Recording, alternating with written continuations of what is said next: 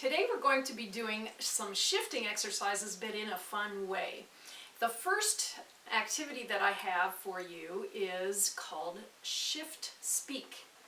We're going to make sounds on our instruments that sound like a speaking voice, or sounds that might be recognizable in nature, bird sounds or other animal sounds. You can just use your imagination of all the sounds that you hear in the course of a day and try to imitate those sounds on your instrument. One of those things I'll do for you is a whistle. If I see somebody walking past, I might whistle at them and go, and that I think I could do on my violin. Let me try it.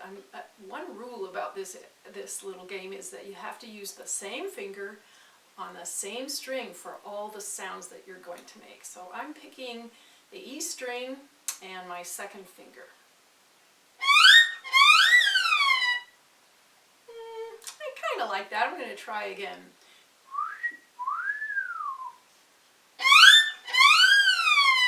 There, I like that one better. It was a little smoother. So you want to try to make it sound as close to the natural sounds or the other sounds as you can. Here's another one. I like this one. It's sort of like I'm saying something.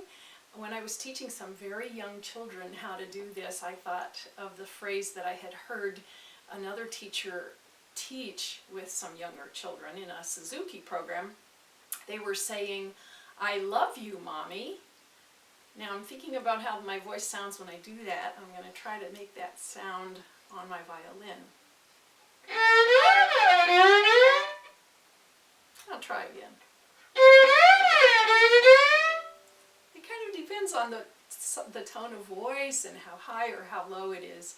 And you want to try to find those sounds. Here's another one. I just listened on YouTube to find the sound of a rooster so that I could have that clear in my mind. And the rooster kind of goes really the same pitch for most of it. I always thought it was like cock-a-doodle-doo, but really it's more like ah, like that. So I'm going to try that one. Let's see. I'm going to try my first finger on this one.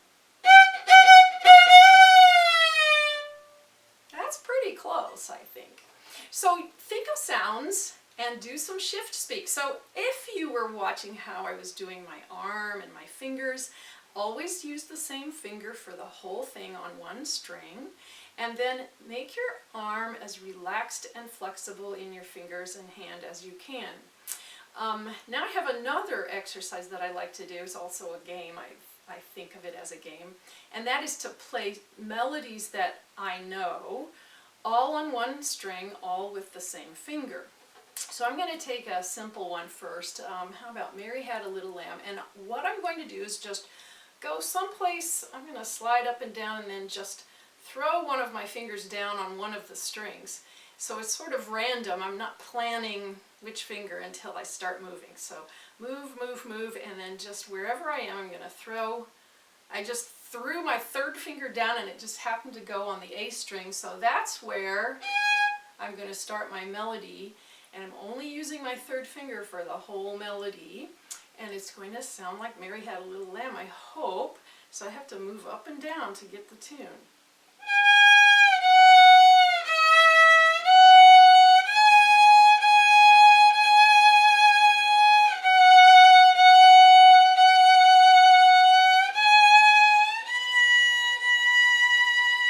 So you see how that works?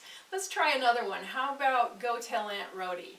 I'm going to slide up and down, and I think now I dropped my first finger down on the D string.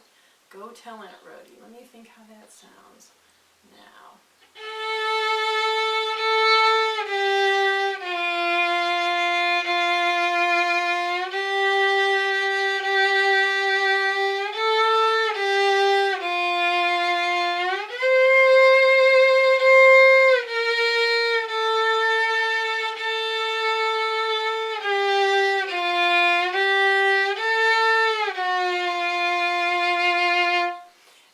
It did sound something like Go Tell Aunt Rhody, but you sliding a little bit in between the notes. Because I'm using the same finger for everything, it helps me to actually listen in between the notes, and I'm also trying to think about my elbow leading my hand. The elbow was the thing that was actually in charge of sliding up and down for those melodies. So now you try some nature sounds and try to imitate them on your instrument, and also try some one-finger melodies on one string. Start slowly and do simple tunes first, and then when you get good at it, you can start using some harder music and do some faster speeds.